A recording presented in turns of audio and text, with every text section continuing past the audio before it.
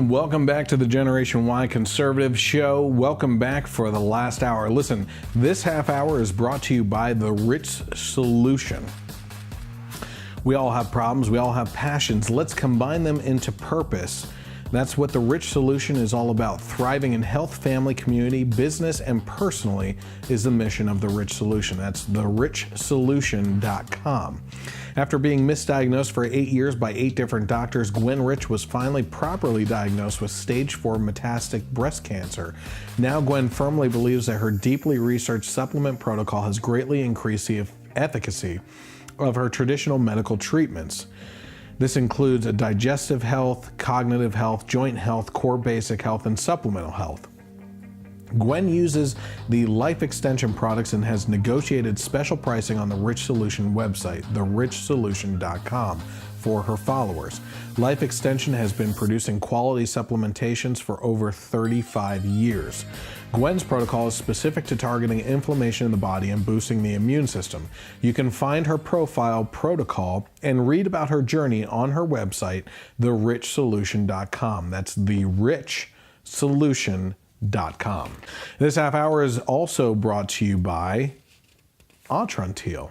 It's for bloating and gut issues, okay? I think, what's interesting about gut issues is it seems like they're trying to tie a lot of big issues to gut issues now. This was developed by a board-certified gastroenterologist. Athletes need over 1,000 milligrams of polyphenols per day, and Atrantil is made from the most potent polyphenol blend. It's the only clinically proven polyphenol blend developed by a gastroenterologist, the only polyphenol blend that is NSF certified for sport, and it delivers 250 milligrams of polyphenols per capsule. Polyphenols are essential for people suffering from autoimmune diseases. The polyphenols in Atrantil are broken down by your gut to help your whole body health. It limits inflammation with daily use. Polyphenols are great for anti-aging and are powerful and modeled after the Mediterranean diet. Listen, you can find out more by going to lovemytummy.com/mojo. That's lovemytummy.com/mojo. Okay. Let's see here. We're going to get into some politics. We're going to start off, like I said, sorry to do this. It's the third week in a row that we have to go over some abortion topics and everything, and I think everybody knows where I stand. I had a couple personal experiences over the last week specifically, sharing my story about me being the product of a rape, a third-generation product of a rape, and the fact that 28 of my family members, including myself, wouldn't be here today had my great-grandmother aborted my grandfather because he was a product of rape. I've been with strangers in tears, and them in tears, sharing my story. And there's a part of that story that I can't share. That I have never shared on air, but I can't share because I don't have the permission of someone to do that. But I plan on asking that permission. It's a tough thing to do. That being said, it's an interesting situation. I have said in the past that I don't necessarily support the overturning of Roe v. Wade because of the divisiveness that it would create in the country.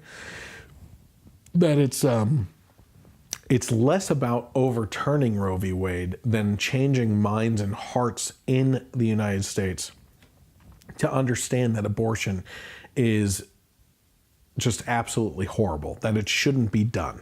I personally believe that abortion is our civil rights issue of this generation. A lot of people would probably disagree with me on the left and say it's the LGBT community, that it's their civil rights time right now and everything. But I would actually point to that and say, besides some people that, and this doesn't just apply to the right, but some people that don't want people to have just basic human rights, I don't see that too much anymore. And it's usually the outcasts and a-holes of society that are really trying to put those people down, okay? I believe in full rights. Anything that I can do, they should be able to do.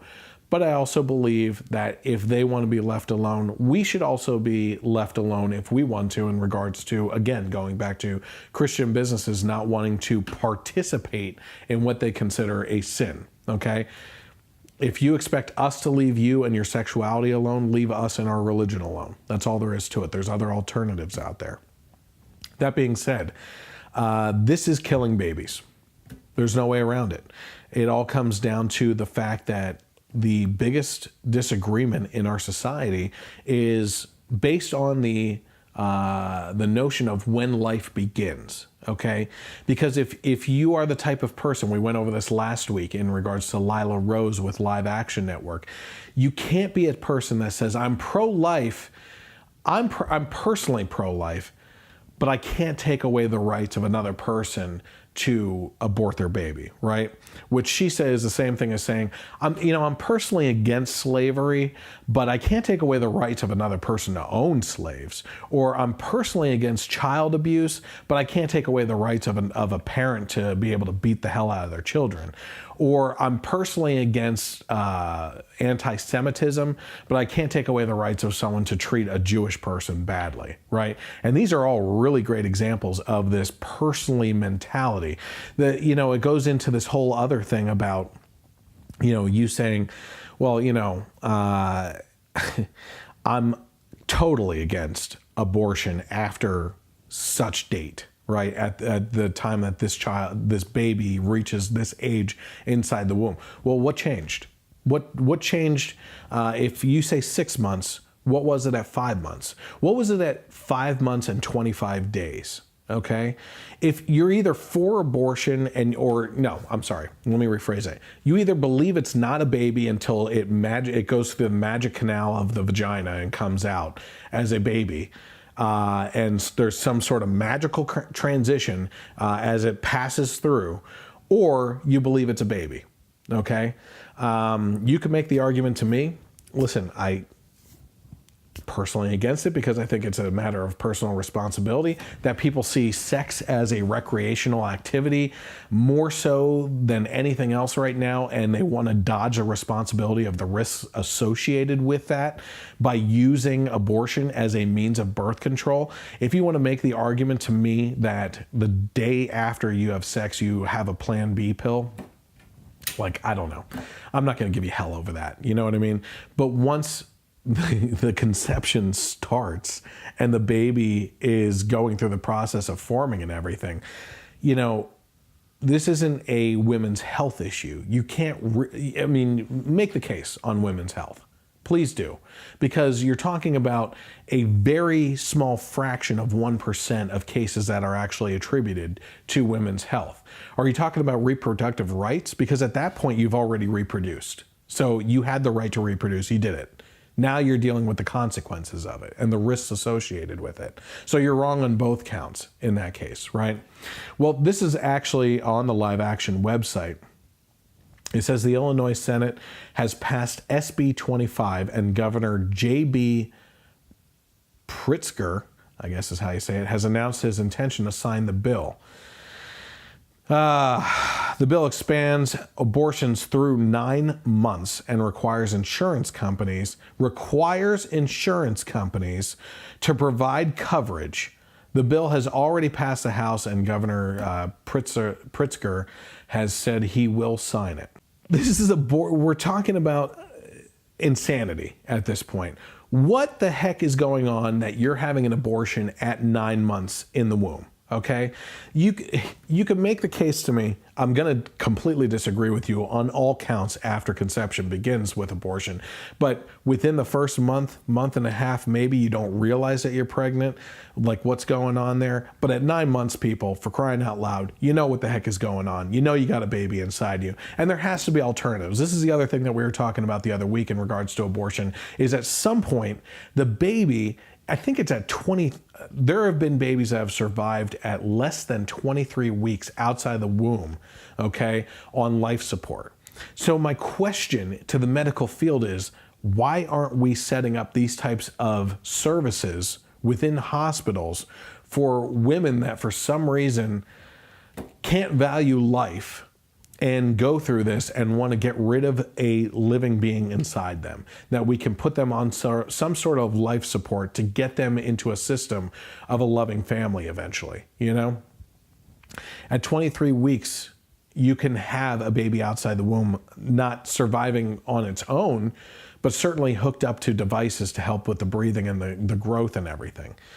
Last week we were talking about this futurist guy who was talking on the Joe Rogan podcast that said that we are entering a time by 2050, he believes, and you know, we've seen exponential growth in technology fields and medical fields and everything else, where there will come a time, he believes, that sex will be completely recreational and babies will be born in labs and genetically picked out by their parents as to what features they want in their child and then grown that way. And he's talking about, like, very specifically, like multiple eggs and multiple semens, you know, all coming together where they can actually run different tests to genetically pick out from multiple samples, like thousands of samples, color of eyes, color of hair, athletic ability, and like all this stuff that you can do. He was talking about genetic modifications, for crying out loud. And that people who choose to have children the natural way will be shunned by society, and most likely health care companies will turn them down or require them to pay an astronomical price for having children the natural way and introducing natural diseases associated with genetic predisposition to those diseases, being born in that situation, and that you risk that, so you're going to have to pay an astronomical healthcare insurance rate. And they actually liken that to, I don't know if they likened it to or I likened it to, this anti-vaccine movement, right? You know, God forbid you question the kind of chemicals that you're pumping into your child, including, by the way, the stem cells of aborted fetuses. I don't know. I personally think God has a problem with that. That's just me, though. You know, if you're a religious person. It's a whole other topic. But anyway, yeah, it's this shunning of society. So Shauna Kelsey. Okay, wait. I have Sean and Shauna? What the heck is going on here? How is late-term abortion not considered murder? It's horrific. You're absolutely right. So, Shauna, if you're not aware of this, and you may be aware, I'm not trying to put you down for not knowing this, certainly at all. Governor Northam, a couple months ago, was talking about how he understands these bills where this was right after New York passed their 9-month abortion bill, and they lit up the Empire State Building in celebration of killing babies, by the way. But Governor Northam said that he understands how we can deliver babies and keep them comfortable off to the side after a botched abortion. If the baby is born alive after an attempted abortion, that they would keep that baby comfortable, and the doctor and the mother would have a conversation, not the father, by the way, in regards to the future of this baby. And he left it hanging in the air like that. So 9-month abortion in the womb is completely different than going that extra step where the left is right now of saying, hey, you know what? Once the baby's born, if we still don't want it, we should be able to kill it right there on the delivery table. You know what I mean? That is also, we can jump back 10 years ago. I talked about this video in Britain where a woman, some sort of feminist activist, was talking to a priest on live television, and she said, you know, if my child was suffering from some sort of disease or something, or some sort of horrific accident, I would be the first one to want to have the passionate love for that child, to want to smother it and put it out of its suffering. And they were like, what are you what did you just say? You're talking about killing like a child, a teenager, or someone that is suffering that there's a possibility, especially when we're looking at all these genetic, advancements in technology and medical fields, that something could be something like Alzheimer's and cancer and everything. We seem to be right around the corner from just obliterating at this point. They're talking about children and smothering them and the ability of a parent to be able to do that. So we're talking way out of left field at this point, okay? We are talking about the left advocating for infanticide outside the womb, for not recognizing what a baby is inside the womb, and God forbid you have a mother who doesn't like that you're suffering, that you have a hangnail and you can't, and you have a little bit of bleeding, that they should be able to just smother you to death. Okay. Let's see here. Sean says, too many people, a few I know myself, want a baby and are spending tens of thousands of dollars on medical procedures to just try with no refunds regardless of the outcome. This is because the price and procedures of adopting is even more outrageous. Why can't we save these babies and give them a loving home? Shauna is his wife. Well, way to make that relationship confusing, guys. No, it's okay. God bless you. First time she gets to hear you tonight. Okay. No, that's okay. Okay, so yes, in regards to, yes, Sean, actually, I completely agree with you. We personally have multiple friends that have a very hard time conceiving because of multiple issues. I've personally known some people who were unable to have babies because of what abortions did to their bodies. Something that's not discussed in the schooling system and education system, right? Before we get too far off track, let me address that real quick. Yes, we need to reform the adoption system along with everything else that we're trying to do with the abortion topic, because their point, and it's well taken, it's not without its merits, is that we can't be pumping out more and more babies into a system of adoption and fostering and everything in environments where it's too tough to get them, tens of thousands of dollars in some cases, to adopt. People traveling to other countries where you're only allowed to have one child and they try to put them up for adoption to get into America and everything. It's absolutely ridiculous. Okay, so let's go over here to this little girl. She's 13 years old, and she stood in front of City Council in Raleigh, North Carolina, and talked about abortion and how the crowd reacted to her. So let's take a look. My name is Addison Woosley. I strongly believe that abortion is murder. I also believe murder is wrong, so I'm here to ask you to make abortion illegal in Raleigh. Abortion should be illegal because it's murder. The definition of murder is the killing of one human being by another without justification and often with intended malice. When mothers choose to slaughter their innocent babies, they already have fingerprints, noses, they can recognize their mom's voice, they can hiccup, and their heart is beating. There's no way around it. Abortion is murder. So why is it? If an infant is destroyed before birth, there's no problem. But if killed after birth, it's considered a brutal murder. Abortion reminds me of slavery. Owners said that their slaves were their property and they could do whatever they wanted with them. Just how moms say about their babies. My hope is that in a few years we'll look back at abortion and think, that was so cruel, I can't believe we did that. Just how we all look back at slavery. The question is, who will you be? The slave owner, the man nailing the whites only sign on the water fountain, Rosa Parks, or Abraham Lincoln? Who are you going to be? Make a choice. Are you choosing to be like the plantation worker flogging the little black child?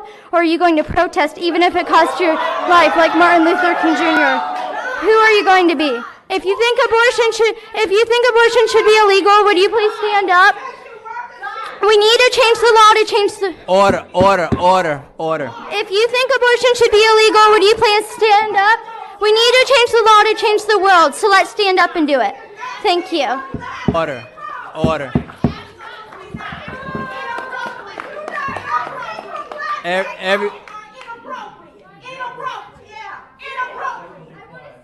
Okay, so there was a lot of screaming in the background there. I could let you sit there and watch this guy in the front of the room running the meeting, talking, trying to talk over and grab order in the room and everything. But it's just a couple people, adults, freaking out and acting like lunatics over what a 13-year-old said. Now, the fact that she was 13 years old took an enormous amount of courage to be able to stand up there. I'm sorry. I just personally know what it takes to be able to stand in front of people that disagree with you and throw vehement hatred at you when you're trying to make a point. And the point here is, what we are doing is we're standing up for the lives of babies. If you ever feel terrible about yourself for being pro-life, just remind yourself of that. You are standing up for the lives of babies. That's all there is to it. Susie said on here, it's just so unbelievable that all this talk of murder is being covered with women's rights. Not at all the point. You're absolutely right, Susie. You know, if you want to make an argument based on the fraction of 1% being women's health issues as a blanket statement for 100% of what abortions are all about, including situations of rape, and making that a point of your argument, it's just asinine. The majority, about 95% of abortions, 61 million at this point because of Roe v. Wade's passage, have been out of a matter of convenience, and that's it. To that point, in regards to convenience, Allie Stuckley of the Blaze put out one of my favorite tweets in regards to abortion that I've ever seen. She said, pro-abortion men aren't brave feminists. They're selfish misogynists who depend on the availability of abortion to save them from the consequences of their irresponsibility and immaturity. And as I noted as well on that, if I am sick and tired of hearing that men who are pro-life should not have a voice in the movement, pro-life movement, because they don't have a vagina, okay? If that's the case, then you can't allow people on your side, men on your side, to also stand up and support your opinion of being pro-choice, because they shouldn't have a voice either then, right? But they're always the ones that are coddled into the movement. Oh, we love them. Thank God these men are standing up for us and everything. It's ridiculous, okay? That girl, oh, I want to get back to that point. The girl, lots of courage to stand up there and do that. She's young. She made some points. They were good points. I think they were poorly executed, and that's okay. She's growing up, and it took a lot of courage to do just what she did. Number one, I believe that abortion is very comparable to slavery, okay? And for a couple of reasons. Number one, slaves at the time and babies now in the womb were not and are not considered people. And that's how you get away with property type values or excuses on how you actually treat them. Number two, they are not given rights at all, okay? And you're allowed to do with them whatever you want because you have taken the humanity away from them. So I personally believe, as I had mentioned before, that this is the civil rights opportunity of this time, okay? This is the civil rights, biggest civil rights issue. That's what I'm trying to say, I'm sorry, of our current generation. And there will be a time when we look back on these last couple decades and think to ourselves, how did we go through with these atrocities? How did you, grandpa or grandma, get away with just supporting this type of stuff? The same way that we look at slavery now. You know, it was a matter of convenience at the time. Well, isn't that the truth? Convenience is 95% of what was going on. Well, back in the day with slaves and everything, it was always the excuse of a matter of convenience. We had to tend the fields, and we didn't have machinery back then to do it. It was a matter of convenience. We had to use those people. Jews were also not seen as people at the time of the Holocaust as well.